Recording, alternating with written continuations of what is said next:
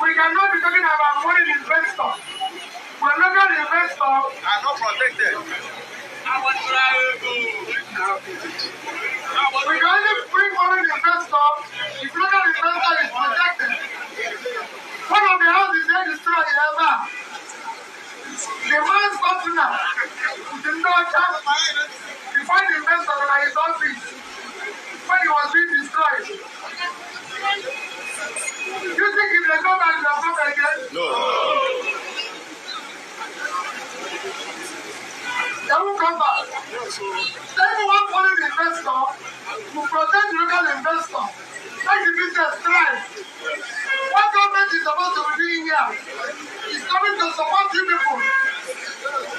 For the market to approve, not to destroy anything.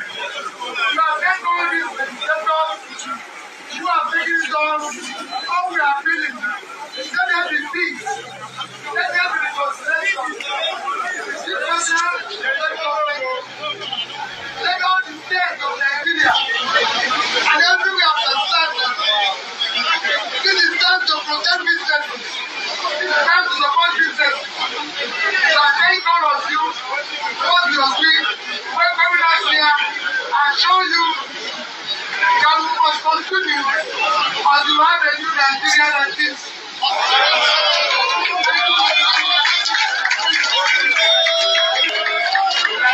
Listen, my people. What is happening in Lagos right now is not small matter at all. Shops, buildings, and business places have been demolished, and a large number of those affected are Igbo traders, hard-working men and women who have been building their lives in Lagos for decades. Now this is where the gist gets hotter. Peter Obi has come out boldly to say, this is not just ordinary demolition. According to him, it is a plan connected to politics, a strategy by the ruling APC government and the Tinubu camp to frustrate Igbo residents in Lagos before the 2027 election. Before I continue, please, if you are following this gist and you want to keep getting real stories like this, hit the like button now and subscribe to the channel, because we always bring you the news in the way you will understand it clearly. Now, back to the matter. This demolition has left many people crying. Imagine you wake up one morning, you go to your shop, and what you see is just rubble. Years of hard work gone in a single night. That's the reality for many families right now in Lagos. And people are asking, why is it that most of the areas targeted happen to be where Igbo traders dominate? Why now, in the build-up to 2027, when politics is heating up? Peter Obi is saying clearly, these actions are not ordinary government projects. He believes they are part of a bigger move to weaken the Igbo community, to make them lose strength economically, so that when the election time comes, their voice and influence will not be strong in Lagos. Remember, in the 2023 election, we saw how Labour Party, with massive support from Igbo residents and young people, gave APC serious shock in Lagos. That result shook the system. And now, with 2027 around the corner, Obi is warning that this demolition may be one way to discourage and suppress those same voters. But hear this. APC, on their own side, they are saying Obi is only raising unnecessary alarm. They insist these demolitions are government enforcement, removing illegal structures, clearing places for urban development. They are saying it has nothing to do with tribe, nothing to do with politics. But people are not convinced, because if it is truly about law enforcement, why does it always seem to affect one community more than others? My people, let's reason it together. The Igbos in Lagos are not strangers. They are Nigerians. They pay tax. They build businesses. They employ thousands of people. They contribute heavily to the Lagos economy. Many have lived there for generations. their children born in Lagos. So, if government actions are constantly destroying their means of livelihood, how will people not see it as targeted? And let me tell you why this gist is so important. Politics in Nigeria is not only about ballot boxes. It is about economic power, about community strength. If one group is weakened financially, it becomes harder for them to mobilize during elections, harder for them to speak up, harder for them to even remain in the city. That's why Peter Obi is raising this alarm now, so Nigerians can see what is happening before it gets worse. And viewers, let me quickly remind you, don't just watch this gist quietly. Hit the like button right now, subscribe to the channel, and also share this video so more people can be part of this conversation. Now, think about this angle. The demolitions are not just about buildings. They are about lives. Families have lost their daily bread. Traders have loans to repay, but their shops are gone. Some people borrowed money to import goods, and now they are stranded because the goods are under rubble. Do you see why the anger is growing? Another hot part of this gist is the timing. These demolitions did not happen randomly years ago. They are happening now, when the heat of 2027 is already starting to rise. People are forming alliances, opposition parties are trying to come together, and suddenly, Igbo traders, who were the backbone of Labour Party's votes in Lagos, are facing serious demolition attacks. This is why Obi's statement is catching fire online. But let's balance it. Could it also be true that government is just enforcing rules? Maybe some structures were illegal. Maybe the state government has urban plans. That is what APC is saying. But then, why not carry all communities along? Why not give proper alternatives or ensure fairness so nobody feels targeted? That is where government communication is failing. Now, here's the question for you watching right now. Do you think these demolitions are pure politics, or do you think it is just normal government enforcement? Drop your answer in the comments, because I want to know what you feel about this matter. And don't forget, like this video and subscribe, because the more you engage, the more this gist reaches other Nigerians who need to hear it. Let's take this gist deeper. The emotional impact cannot be ignored. Some traders are saying, we are being punished because of how we voted. That statement is dangerous, because once people begin to feel politically punished, the trust in democracy weakens. And democracy only works when people believe their votes count and their rights are protected, regardless of tribe or party. Remember also, Lagos is a commercial hub of Africa. If demolitions keep targeting one group, investors may begin to ask questions. Is Lagos truly open for all Nigerians? Is it a city where everybody is welcome? Or is it a city where politics will decide whose business can survive? So, you see, this gist is not only about Igbo people, it is about Nigeria as a whole. If any group can be targeted today, it means tomorrow another group can also face the same. And that is why every Nigerian should pay attention. Peter Obi's voice here is strategic. He knows many people are watching his every word. And by exposing what he calls a plan to frustrate Igbo voters, he is also trying to prepare his supporters for Tinubu's 2023, to keep them alert, to keep them ready. Whether APC likes it or not, this narrative is growing, and it will play a big role as we move closer to the election. Now, looking ahead to 2027, what Obi is doing is not only exposing what he sees as a plan, but also preparing his supporters to remain strong. Remember, in 2023, Labour Party shocked the ruling party in Lagos. That result showed how powerful the voices of young Nigerians and Igbo voters in Lagos can be. So if demolitions and economic pressure are being used, Obi's message is, don't be discouraged. Don't give up your voice. And let's be honest, this is where politics gets very strategic. Lagos is the stronghold of APC. Tinubu himself built his political empire from Lagos. Losing influence there in 2023 was a big embarrassment, so you can understand why 2027 is already looking like a battle they don't want to lose. Again, Obi knows this, his supporters know this, and that is why every move in Lagos right now is under the microscope. But let's also think from the human side.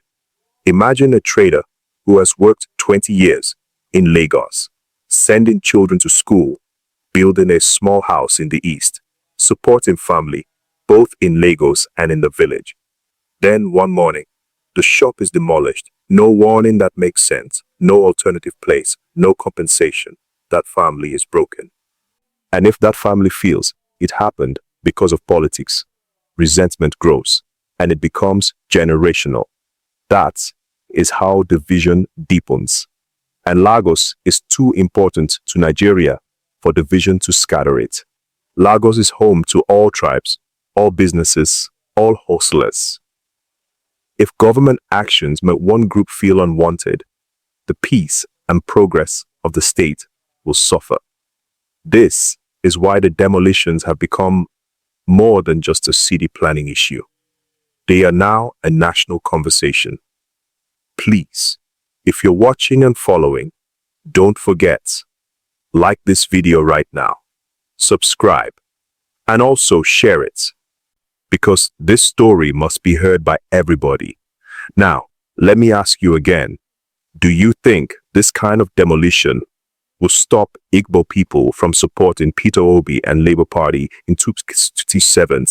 Or do you think it will even make them stronger and more determined? Drop your opinion in the comments. Because if history teaches us anything, sometimes pressure makes people withdraw, but sometimes pressure makes them even stronger. For example, after the violence and intimidation we saw during the 2023 election in Lagos, many young people still came out boldly to vote Labour Party. So could these demolitions, instead of silencing people, actually energize them for 2027? That's a question only time will answer. But let's not forget, APC is saying, no, this is not political. They are saying demolitions are about law and order, about clearing illegal structures, about making Lagos a modern city. And that is also a valid point to hear. But my people, the truth is, even if the reason is genuine, the way government carries it out matters. When people are not carried along, when communication is poor, and when one group seems to be suffering more, suspicion will always rise. This is why Peter Obi's statement has spread like wildfire, because it connects with the real pain people are already feeling. And when pain meets politics, emotions run high. So what does this mean for 2027? It means Lagos will be one of the hottest battlegrounds. It means the Igbo community in Lagos will not only be voting, they will be voting with the memory of what they went through. It also means APC will have to work harder, not only to keep their stronghold, but also to convince people that they are not targeting anybody unfairly. And for ordinary Nigerians, what does it mean? It means we must keep our eyes open. We must demand fairness. We must hold government accountable. Because at the end of the day, an injury to one group today can be an injury to another group tomorrow. So, my people, let me ask you this. Do you believe Obi's warning is true? That there is really a plan to frustrate Igbo residents in Lagos? Or do you think it is just political talk meant to rally his supporters? Comment your thoughts below because I want to hear directly from you. And once again, please, if you haven't liked this video yet, hit the like button now. Subscribe too, so that you don't miss the next gist, because I will keep bringing you updates as the story unfolds. My people, this whole demolition matter in Lagos is bigger than just broken walls and scattered goods. It is now a test for peace, for unity, and for the future of democracy in Nigeria. Lagos is like a mirror of Nigeria. If Lagos fails to show fairness, inclusion, and unity, then what example will other states follow? If Igbo residents, who have contributed so much to the Lagos economy, feel they are being singled out because of politics, then the bond of trust between communities begins to break. And once that trust breaks, it takes a long time to heal. Lagos is too important to Nigeria to be a place of division. It must remain a place where every Nigerian feels at home, no matter tribe, no matter political party. Now, this is where the 2027 election enters the gist again. The votes in Lagos will not only decide seats, it will also shape the mood of the entire country. If people feel suppressed, it could bring tension. But if people are allowed to participate freely, it could strengthen our democracy. And that's why what is happening with these demolitions is not just about Lagos. It is about the entire Nigeria. Peter Obi's warning, whether you agree with it or not, is a reminder that every Nigerian must stay alert. If the demolitions are truly political, then it is wrong. If they are not political, but just bad communication and unfair targeting, it is still wrong. Either way, government must do better to protect all communities equally. And to you watching right now, the most powerful thing you can do is not to give up your voice. 2020 is still ahead, but the way we prepare today will decide tomorrow. Stay informed, speak up peacefully, and most importantly, when the time comes, vote. Because your vote is your power.